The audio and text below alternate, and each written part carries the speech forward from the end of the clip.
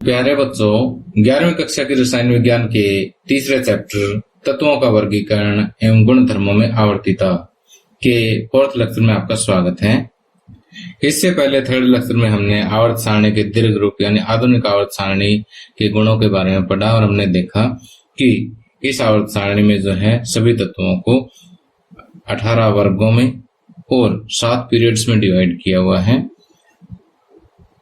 जिन तत्वों के गुण लगभग एक समान है उनको एक वर्ग में रखा गया है।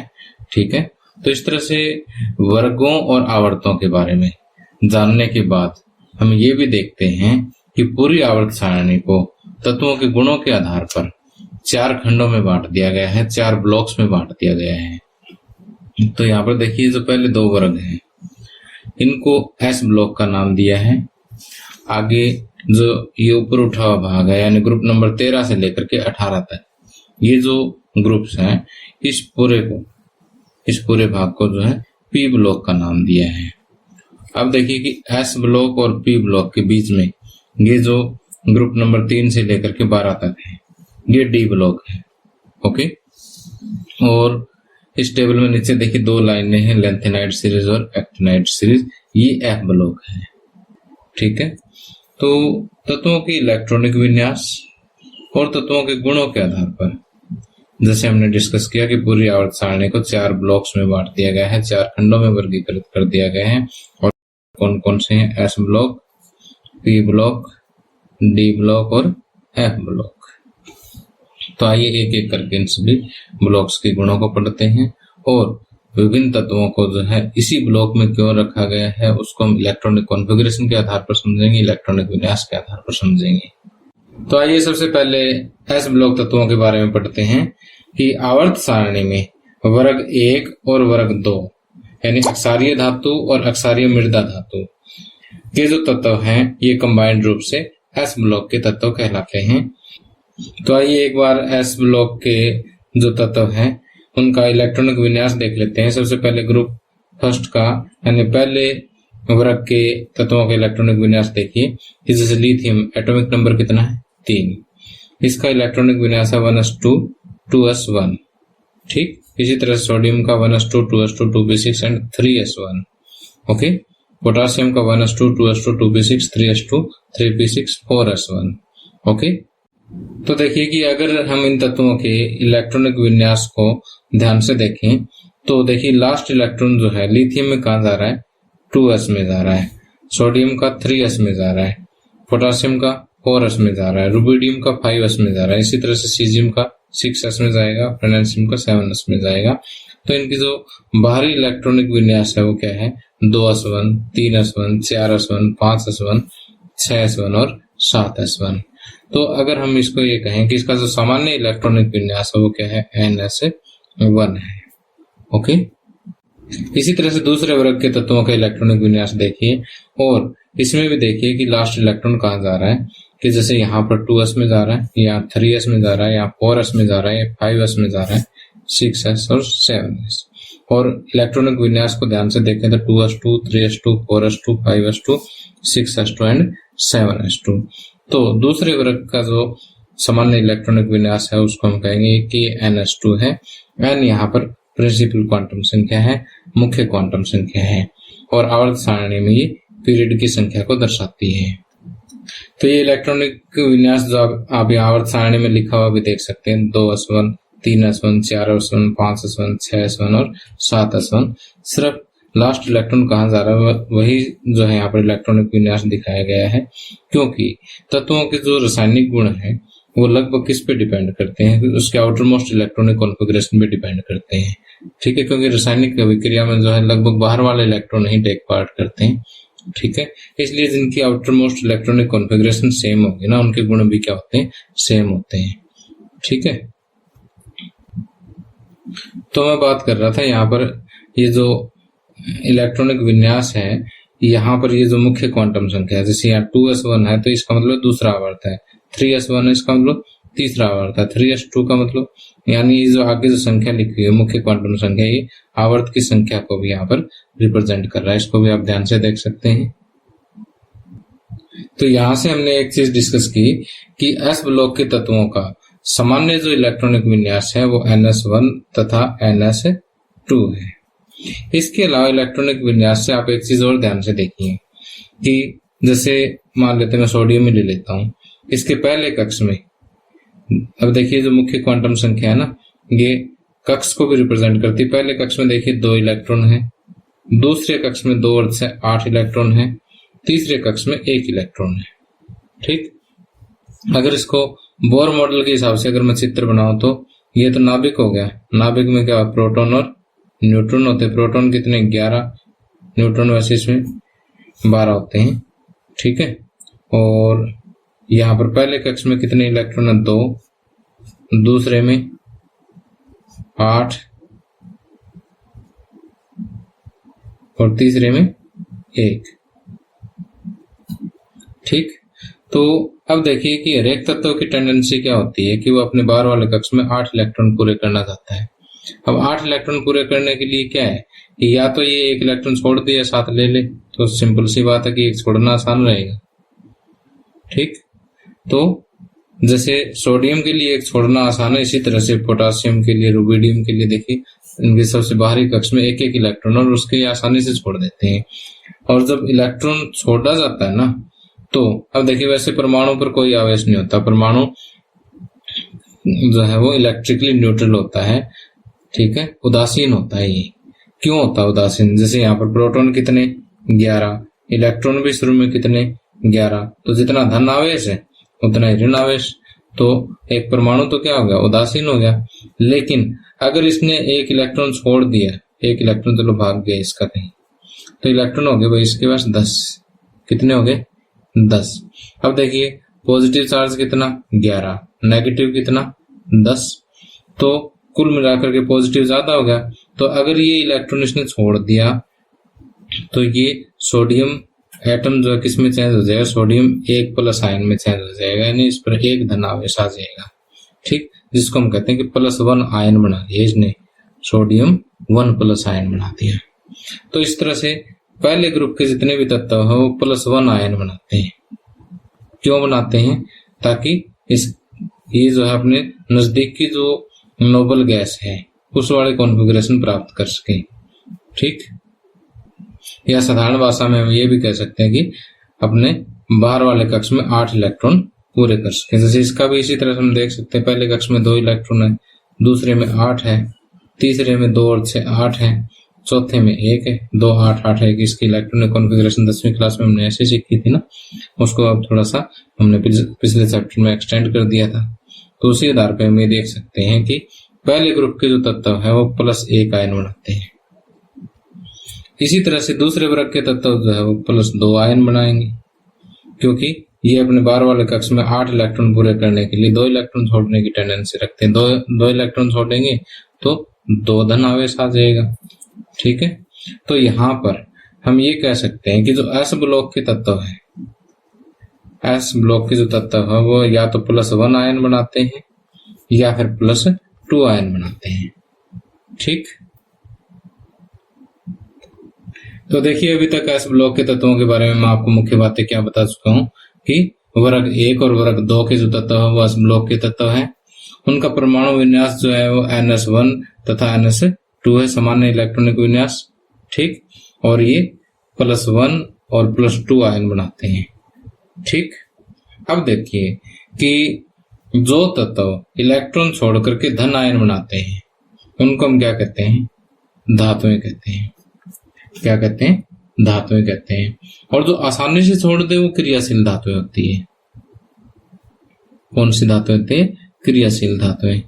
अब मुझे ये बताइए कि किसी भी तत्व के लिए 1 इलेक्ट्रॉन या 2 इलेक्ट्रॉन छोड़ना आसान होता है कि मुश्किल होता है? सिंपल सी बात है कि आसान होगा। ठीक, अगर इनका जैसे पहले वर्ग के तत्वों का 1 इलेक्ट्रॉन छोड़ना है, दूसरे वर्ग के इलेक्ट्रॉन तत्वों का 2 इलेक्ट्रॉन छोड़ना काफी आसान है। आसान है तो S ब्लॉक के जितने भी तत्व हैं वो सारे क्या हैं, क्रियाशील धातुएं हैं। ठीक, और जैसे हम वर्ग में नीचे की तरफ आते हैं ना, तो जो सबसे बाहर वाला जो इलेक्ट्रॉन है वो नाभिक से काफी दूर हटता जाता है। नाभिक से जितना दूर जाएगा ना, तो नाभिक का होल्ड उतना ही बाहर वाले इलेक्ट्रॉन पे कम हो जाएगा। ठीक है। और बीच में जो इलेक्ट्रॉन है वो भी इसको क्या है, नेगेटिव चार्ज है इनके ऊपर, इस नेगेटिव को रिपेल करेंगे, उसको शील्डिंग इफेक्ट बोलते हैं, हम आगे पढ़ेंगे इसके बारे में। तो उस वजह से जैसे जैसे हम नीचे जाते हैं ना, तो बार वाला इलेक्ट्रॉन छूटना और भी आसान हो जाता है। ठीक, तो हम ये कहते हैं कि जैसे हम ऊपर से नीचे आते हैं ना, तो धात्विक लक्षण और उनकी अभिक्रियाशीलता दोनों में क्या हो जाती है, वृद्धि हो जाती है। ठीक, और इसके अलावा जो ये तत्व है इस ब्लॉक के, ये इतने अभिक्रियाशील होने की वजह से प्रकृति में आपको शुद्ध रूप में नहीं मिलेंगे, हमेशा किसी न किसी दूसरे तत्व के साथ जो है यौगिक बनाए हुए मिलेंगे। ठीक, और यौगिक भी कैसे मिलते हैं, लिथियम और बेरिलियम को छोड़ दो, यानी दोनों वर्ग के पहले पहले तत्वों को इसको छोड़ दो इस ब्लॉक के। ठीक है, इन दोनों का अगर हम छोड़ दे तो बाकी सारे जो आयनिक यौगिक बनाते हैं।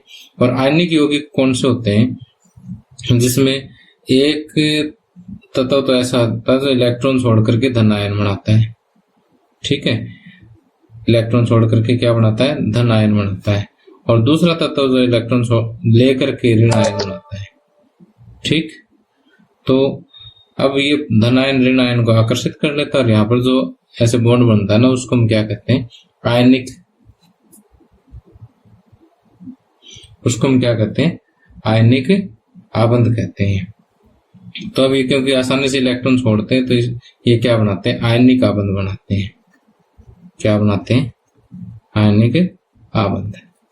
ओके, तो जो बातें मैंने आपको बताई ना, वो सारी नोट्स में लिख दी है कि सबसे पहले तो वर्ग 1 और वर्ग 2 के जो तत्व है वो क्या है, एस ब्लॉक तत्व कहलाते हैं। इनका सामान्य इलेक्ट्रॉनिक विन्यास NS1 तथा NS2 है, और ये जो है इलेक्ट्रॉन छोड़ करके +1 और +2 आयन बनाते हैं। और इनकी आयनन एंथैल्पी, आयनन एंथैल्पी का मतलब होता है कि इलेक्ट्रॉन निकालने के लिए जो ऊर्जा देनी पड़ती है ना, उसको आयनन एंथैल्पी कहते हैं। ठीक है, और उसका मान काफी कम है, क्योंकि आसानी से इलेक्ट्रॉन छूट जाएगा, थोड़ी सी ऊर्जा दो इलेक्ट्रॉन बाहर। ठीक है, इसका मतलब इसकी आयनन एंथैल्पी क्या है, कम है। और क्योंकि इलेक्ट्रॉन छोड़ करके क्या बनाते हैं, धन आयन बनाते हैं, तो ये क्या है, धातुएं हैं, और आसानी से छोड़ देते हैं, इसलिए क्या है, क्रियाशील धातुएं हैं। वर्ग में ऊपर से नीचे की ओर जाएंगे तो इलेक्ट्रॉन आसानी से छूट जाएंगे, और इसका मतलब इसकी अभिक्रियाशीलता में वृद्धि होगी, धात्विक लक्षणों में भी वृद्धि होगी।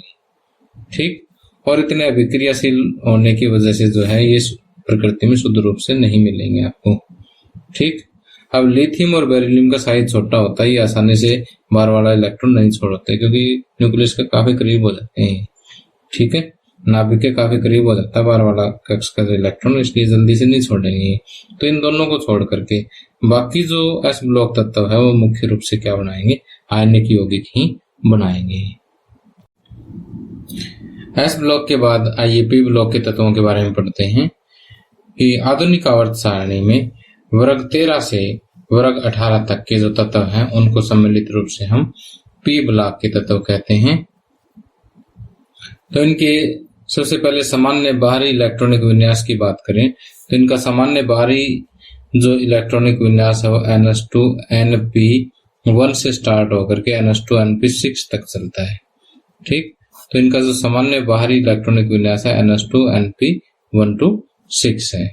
तो देखिए यहाँ पर आप देख भी सकते हैं कि जैसे बोरोन का जो इलेक्ट्रॉनिक विन्यास है, बोरोन का एक बार लिख लेते हैं, अच्छे से समझ आ जाएगा। एटॉमिक नंबर 5 है तो 1s2 2s2 2p1। ठीक है, 2s2 2p1।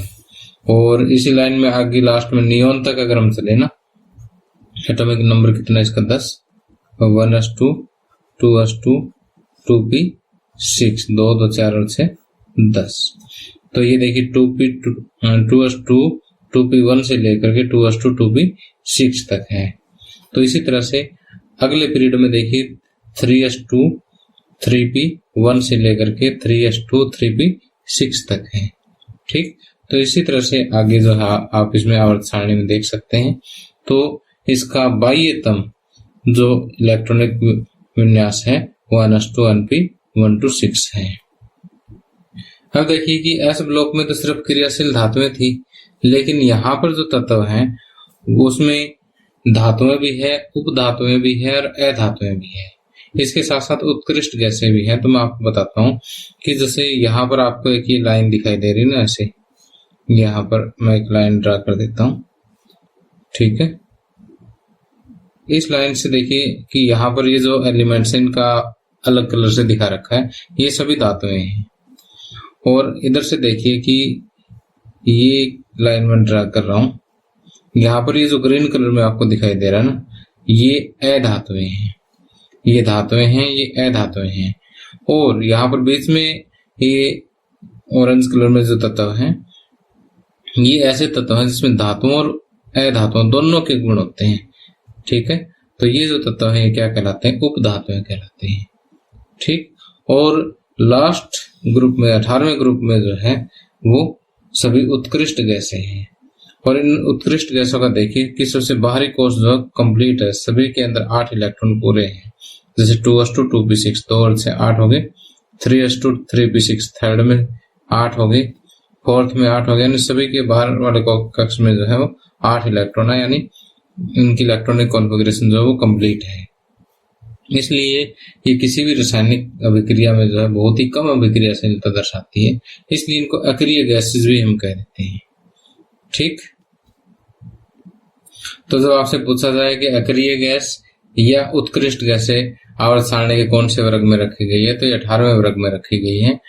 अब देखिए कि यहाँ पर आप वर्ग नंबर 16 और 17 इन दोनों को ध्यान से देखिए। तो पहले वर्ग नंबर 17 की बात कर लेते हैं। 17वें वर्ग का जो है इसको फ्लोरीन फैमिली भी कह देते हैं। इसका एक और नाम है हेलोजन, काफी फेमस नाम है 17वें ग्रुप का। क्या नाम है?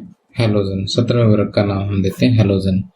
हेलोजन का मतलब होता है लवण बनाने की क्षमता, ठीक है। क्या होता है? लवण बनाने की क्षमता, ठीक। अब देखिए कि 17वें ग्रुप की इलेक्ट्रॉनिक कॉन्फ़िगरेशन को अगर आप ध्यान से देखो ना, तो जैसे अगर आप फ्लोरीन या क्लोरीन की बात करें तो क्लोरीन की बाहर वाली जो इलेक्ट्रॉनिक कॉन्फ़िगरेशन है वो क्या है? 3s2 3p5, यानी बाहर वाले कक्ष में 7 इलेक्ट्रॉन है, इसके 2 + 5 7 इलेक्ट्रॉन। दोबारा देखिए कि क्लोरीन के बाहर वाले कक्ष में जो है 3s2 3p5 ये इसकी कॉन्फ़िगरेशन है। तो जो तीसरा कक्ष है उसमें 2 और 5 टोटल कितने इलेक्ट्रॉन हो गए? 7। और नियरेस्ट नोबल गैस का, नियरेस्ट अक्रिय गैस की कॉन्फ़िगरेशन यानी 6 प्राप्त करने के लिए ये 3p6 या हम ये कहें कि 8 इलेक्ट्रॉन पूरे करने के लिए इसको क्या है? 1 इलेक्ट्रॉन ही लेना है, ठीक। तो 1 इलेक्ट्रॉन लेकर के ये क्या बनाएगा? एक ऋणात्मक आयन बना देगा, ठीक। और इस तरह से जो ऋणात्मक आयन है वो आसानी से लवण बनाते हैं, इसलिए इनको हम हेलोजन कहते हैं, ठीक है। इसी तरह से जो 8वां ग्रुप है ना, 8वां वर्ग है जिसको हम ऑक्सीजन फैमिली कहते हैं मोस्टली। ऑक्सीजन फैमिली का भी एक विशेष नाम हमने दिया है, वो है चैल्कोजन या चाल्कोजन भी हम कह देते हैं। चाल्कोजन का मतलब होता है ऐशक बनाने की क्षमता, ऐशक बनाने की क्षमता, ओके। और अब देखिए कि पी ब्लॉक में अगर आप लेफ्ट से राइट जाओगे ना, तो इलेक्ट्रॉन लेकर के ऋण आयन बनाने की जो टेंडेंसी है वो बढ़ती जाएगी, यानी अधात्विक गुण जो है इसके बढ़ते जाएंगे। लेकिन जैसे ऊपर से नीचे की तरफ आओगे तो धात्विक गुण जो है वो बढ़ते जाएंगे। इसके अलावा एक इम्पोर्टेंट बात मैं आपको और बता देता हूँ कि एस ब्लॉक और पी ब्लॉक के तत्व जो हैं इनको सम्मिलित रूप से हम एक और भी नाम देते हैं जिसको हम कहते हैं रिप्रेजेंटेटिव एलिमेंट्स, और हिंदी में इसको कहते हैं निरूपक तत्व, ठीक। और इंग्लिश में इसका दूसरा नाम भी मेन ग्रुप एलिमेंट या मुख्य वर्ग तत्व, ठीक। एक बार फिर से कि एस ब्लॉक और पी ब्लॉक इन दोनों को सम्मिलित रूप से हम एक नाम देते हैं निरूपक तत्व या मुख्य वर्ग तत्व, इनको भी आपने याद रखना है। तो देखिए कि पी ब्लॉक तत्वों के बारे में जो मैंने आपको बताया सारा आसान भाषा में नोट्स में मैंने लिख दिया है, और नोट्स में से अगर हम देखें तो थोड़ा सा और कवर हो जाएगा इसका। तो देखिए कि आवर्त सारणी में वर्ग 13 से लेकर के 18 तक के जो तत्व हैं उनको हम क्या कहते हैं? पी ब्लॉक के तत्व कहते हैं। और इनमें जो लास्ट इलेक्ट्रॉन है वो कहाँ जाता है? एनपी के अंदर जाता है, ठीक। और इनका जो बाह्यतम इलेक्ट्रॉनिक विन्यास है वो NS2 NP126 होता है। और पी ब्लॉक के अंदर आपको धातुएं भी मिलेगी, अधातुएं मिलेगी और उप धातुएं मिलेगी। ठीक है, ध्यान रखना, उप धातुएं बोल रहा हूँ, मिश्र धातु नहीं बोल रहा हूँ। मिश्र धातु तो धातुओं का एक मिश्रण होता है, जबकि उप धातु क्या है, एक तत्व है, प्योर एलिमेंट है ये। ठीक है, जिसमें धातु और अधातु दोनों के गुण होते हैं। और आपको उत्कृष्ट गैसें भी मिलेगी।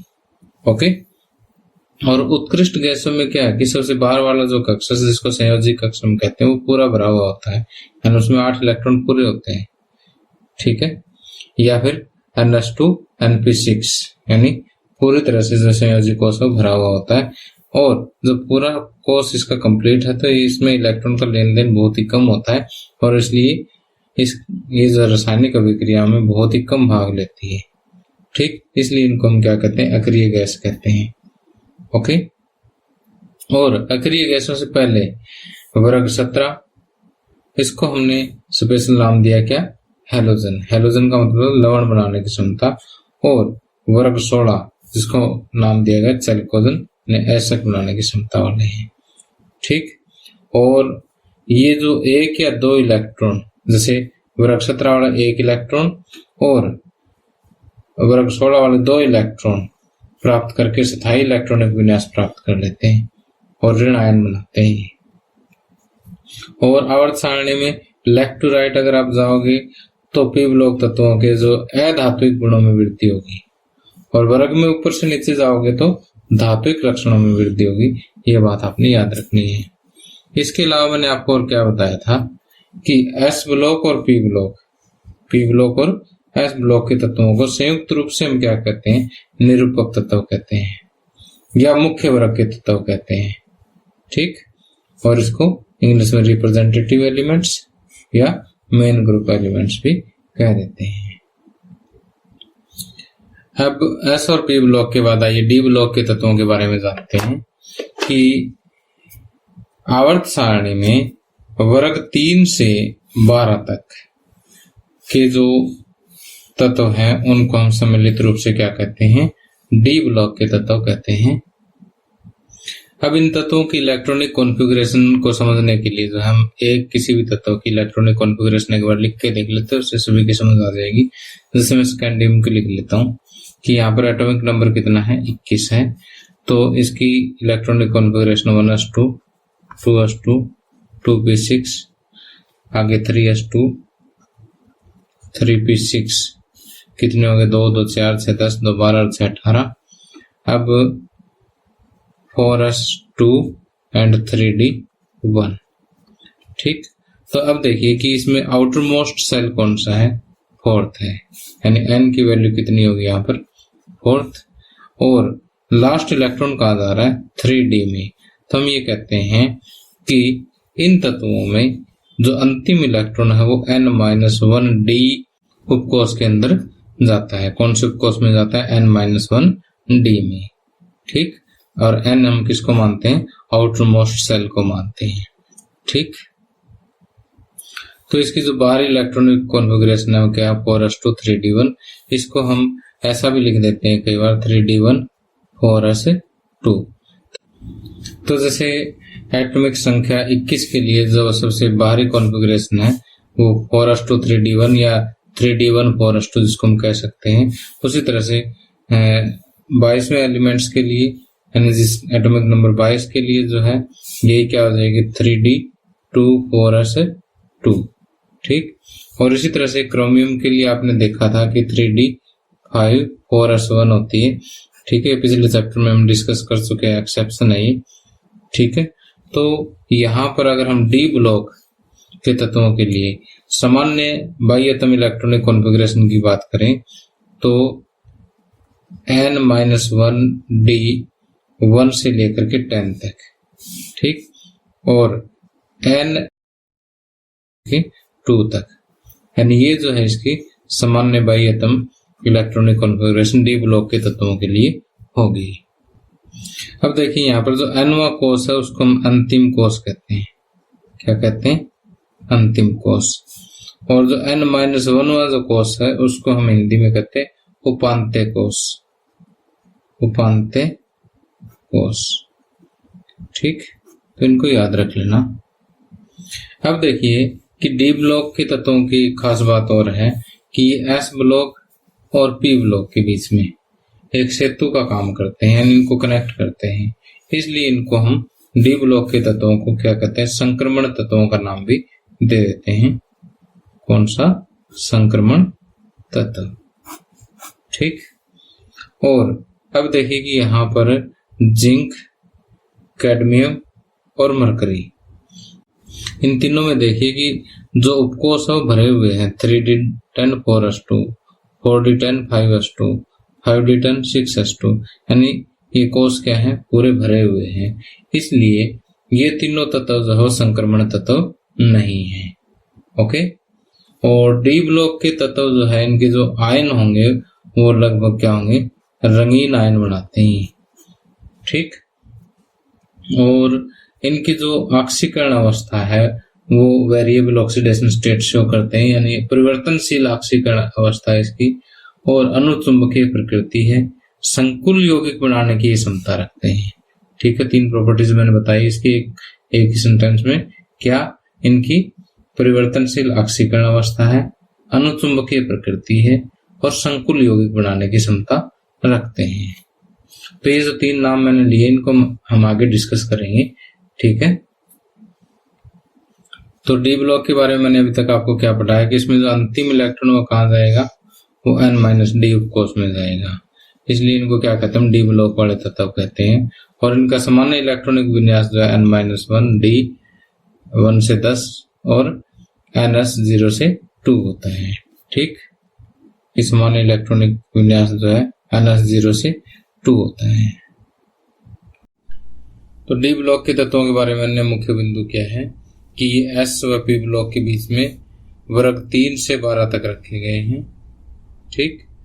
तो एस ब्लॉक के तत्वों तथा कम क्रियाशील 13वें और 14वें वर्गों के बीच में ये एक प्रकार के सेतु का कार्य करते हैं। इसलिए इनको हम क्या कहते हैं, संक्रमण तत्व भी कह देते हैं। जिंक, कैडमियम और मरकरी इनके उपकोष पूर्ण से भरे हुए होते हैं। इसलिए ये धातुएं जो है संक्रमण तत्वों के लक्षणों को प्रदर्शित नहीं करती, इसलिए इनको संक्रमण तत्व नहीं कहते हैं। और डी ब्लॉक के तत्वों के जो आयन होते हैं वो लगभग रंगीन होते हैं। और इनके अन्य गुण क्या है कि ये परिवर्तनशील ऑक्सीकरण अवस्था यानी वेरिएबल ऑक्सीडेशन स्टेट, अनुचुंबकीय प्रकृति और संकुल यौगिक बनाने की क्षमता प्रदर्शित करते हैं। और आगे बढ़ते हैं हम एफ ब्लॉक के तत्व, जो आवर्त सारणी में सबसे नीचे 2 सीरीज हैं, lanthanide series and actinide series, यानी ये दोनों सीरीज के तत्व जो है वो मिलकर के क्या कहलाते हैं, एफ ब्लॉक के तत्व कहलाते हैं। और एफ ब्लॉक के अंदर क्या होता है कि जो लास्ट इलेक्ट्रॉन है वो n-2f उपकोष में जाता है। और इनका सामान्य इलेक्ट्रॉनिक कॉन्फ़िगरेशन n-2f1-14, n-1d 0 से 1 और ns2 होता है। ठीक। अब देखिए कि जो nवा जो कोष है उसको हम कहते हैं बाह्यतम कोष या संयोजकता कोष। ये nवा जो कोष होता है उसको हम संयोजकता कोष कहते हैं। n-1 यानी सबसे बाहर से एक अंदर वाला जो है उपांत्य कोष कहलाता है, और उससे एक और अंदर वाला जो है पूर्व उपांत्य कोष कहलाता है। ठीक। तो nth कौन सा, संयोजकता कोष, n-1th उपांत्य कोष, और उससे एक अंदर वाला जो है वो क्या है, पूर्व उपांत्य कोष कहलाता है। तो एफ ब्लॉक तत्वों के अंदर ये तीनों ही कोष जो है nth, n-1th और n-2th तीनों कोष ही क्या होते हैं, अपूर्ण होते हैं। ठीक। और क्योंकि ये देखिए कि संक्रमण तत्वों के अंदर से निकल करके इधर आए हैं, इसलिए इनको हम आंतरिक संक्रमण तत्व भी कह देते हैं। और ये सभी तत्व क्या है, धातुएं हैं। और ये मैंने आपको बता दिया है कि आवर्त सारणी में सबसे नीचे 2 अक्षैतिज पंक्तियों में रखा है, और ये पंक्तियां कौन सी, लेंथेनाइड और एक्टिनाइड है। ठीक। और इन तत्वों की जो पहचान है वो बाह्यतम इलेक्ट्रॉनिक विन्यास के आधार पर हम कर सकते हैं। जैसे लेंथेनाइड श्रेणी की अगर हम बात करें, इसको हम 4f श्रेणी भी कह देते हैं। तो इसमें जो लास्ट इलेक्ट्रॉन है वो 4f उपकोष में जाता है। ठीक। 58 से लेकर के 71 तक जो है यहाँ पर आप देख सकते हैं। 58 से लेकर के 71 तक ये 14 एलिमेंट्स जो है वो लेंथेनाइड सीरीज में रखे गए हैं। और इन तत्वों को हम क्या नाम देते हैं? लेंथेनॉन या दुर्लभ मृदा तत्व भी इनको हम कह देते हैं। इसी तरह से एक्टिनाइड सीरीज में को हम 5F सीरीज भी कह देते हैं। ठीक, इसमें 90 से लेकर के 103 तक 14 तत्व रखे हुए हैं, इनको हम एक्टिनॉन भी कह देते हैं। ठीक, जैसे लेंथेनाइड सीरीज के तत्वों को लेंथेनॉन कहते हैं ना, इसी तरह से एक्टिनाइड सीरीज के तत्वों को हम एक्टिनॉन भी कह देते हैं। लेकिन 92 के बाद जितने भी तत्व है ना वो संश्लेषित तत्व है, इनको बनाया गया है। ठीक, और इसलिए इनको हम क्या, ये किससे बनाए गए हैं? मोस्टली यूरेनियम से बनाए गए हैं, इसलिए इनको ट्रांस यूरेनिक या प्रा यूरेनियम तत्व भी कह देते हैं। ठीक, और प्रत्येक श्रेणी को इंग्लिश में सीरीज कहते हैं कि प्रत्येक श्रेणी की सभी तत्व जो है वो अनेक गुणों में एक दूसरे से क्या होते हैं? समान होते हैं। और एक्टिनाइड सीरीज के जो तत्व है वो ऑक्सीकरण अवस्थाओं में जो है यानी वेरिएबल ऑक्सीडेशन स्टेट शो करते हैं, अनेक संभावित ऑक्सीकरण अवस्थाएं इनकी हो सकती है। इसी कारण इनकी जो केमिस्ट्री है, इनका जो रसायन है वो लेंथेनाइड श्रेणी की तुलना में काफी जटिल होता है। ठीक, तो प्यारे बच्चों ये थे हमारे एस, पी, डी और एफ ब्लॉक के तत्व और उनके सामान्य गुण हम लोगों ने पढ़े। अब जो है एनसीईआरटी बुक का एक क्वेश्चन है, ये कहता है कि परमाणु क्रमांक 117 से 120 वाले तत्वों की खोज अब तक नहीं हो पाई है। बताइए कि इन तत्वों का आवर्त सारणी में किस परिवार या वर्ग में संबंध होना चाहिए तथा प्रत्येक का इलेक्ट्रॉनिक विन्यास क्या होगा। तो देखिए कि 117 से 120 तक के तत्वों की बात की है, तो 117वां तो यहाँ पे रखा हुआ है, 118वां भी रखा हुआ है कि जैसे ये मेरे पास लेटेस्ट आवर्त सारणी है, तो हो सकता है कि क्वेश्चन पहले का बना हुआ इन दो की खोज होगी जो। तो अब ये पूछता है कि 117 को कहाँ रखेंगे। 117 को देखिए कि हेलोजन के अंदर रखेंगे, 118 जो है नोबल गैसेज में आएगा। ठीक, अब 120 की इसी तरह से हम बात करें तो 119 यहाँ आ गया, 120 जो है वो कहाँ आएगा? ये आपके जो है सेकंड ग्रुप में सबसे नीचे यानी RA के नीचे आएगा यहाँ पर। ठीक है, और इसका इलेक्ट्रॉनिक विन्यास अगर आप लिखना चाहो तो क्या होगा कि यहाँ तक तो OG का इलेक्ट्रॉनिक विन्यास हो गया।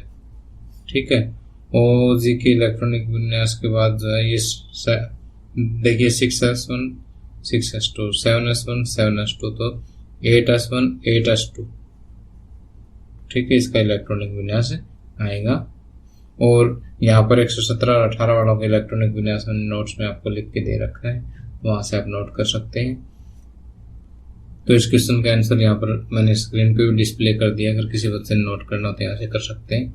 तो प्यारे बच्चों, ये पूरे नोट्स जो है आप इसी वीडियो के डिस्क्रिप्शन में एक लिंक दे रखा है मैंने, या मेरे मोबाइल ऐप पर भी उपलब्ध है, तो आप वहाँ से भी डाउनलोड कर सकते हैं। तो आपको मेरा लेक्चर कैसा लगता है मुझे प्लीज़ कमेंट करके ज़रूर बता दिया करो, ताकि अगर मुझे कोई और इम्प्रूवमेंट करनी हो तो मैं उसमें कर पाऊँ। Thank you, have a nice day.